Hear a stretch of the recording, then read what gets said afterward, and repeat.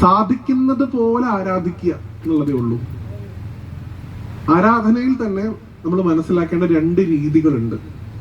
അത് കുറച്ചുകൂടെ ഒന്ന് സ്വാമിയുടെ ഒക്കെ ആയിട്ട് ബന്ധപ്പെട്ട് പറയുമ്പോൾ അത് മനസ്സിലാക്കണം പ്രിയപ്പെട്ട.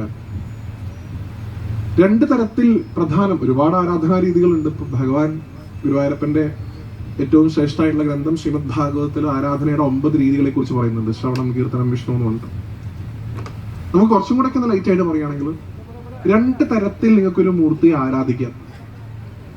ഒന്ന് ഭക്തി കൊണ്ട് ആരാധിക്കാം, 2 ഉപാസന കൊണ്ട് ആരാധിക്കാം. ഭക്തി കൊണ്ട് ആരാധിക്കാം, ഉപാസന കൊണ്ട് ആരാധിക്കാം. സ്നേഹം കൊണ്ട് ആരാധിക്കാം, സാധന കൊണ്ട് ആരാധിക്കാം. ഇത് രണ്ടും തമ്മിൽ ഭയങ്കരമായിട്ടുള്ള വ്യത്യാസമുണ്ട്. എന്താണ് ഭക്തി കൊണ്ടുള്ള ആരാധന, എന്താണ് ഉപാസന കൊണ്ടുള്ള ആരാധന, അത് പറഞ്ഞിട്ട് നമുക്ക് ബാക്കി വിഷയങ്ങളിലേക്ക് പോകാം. ഭക്തി കൊണ്ടുള്ള ആരാധന, നിങ്ങൾക്ക് ഇപ്പൊ സ്വാമിയോട് ഇഷ്ടം തോന്നി അല്ലെ, വിഷ്ണുമായ സ്വാമിയുടെ കഥകൾ കേൾക്കുന്നു, കുളികാകയായിട്ട് ബന്ധപ്പെട്ട കഥ കേൾക്കുന്നു, അല്ലെങ്കിൽ കല്ലടിക്കോടൻ നീലിയമ്മയായിട്ട് ബന്ധപ്പെട്ട കഥകൾ കേൾക്കുന്നു, പുളിയാമ്പള്ളി നമ്പൂരിച്ചനുമായിട്ട് ബന്ധപ്പെട്ടുള്ള കഥകൾ കേൾക്കുന്നു.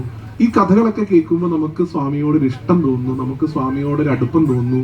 നമ്മൾ സ്വാമിയുടെ ഒരു ഫോട്ടോയോ വിഗ്രഹമോ എന്തെങ്കിലുമൊക്കെ ഒന്ന് വാങ്ങി നമ്മുടെ പൂജാമുറിയിൽ വെച്ച് പൂജിക്കുന്നു. നമ്മൾ ചിലപ്പോൾ അതിന് നേദ്യം കൊടുക്കുന്നു, നമ്മൾ അതിന്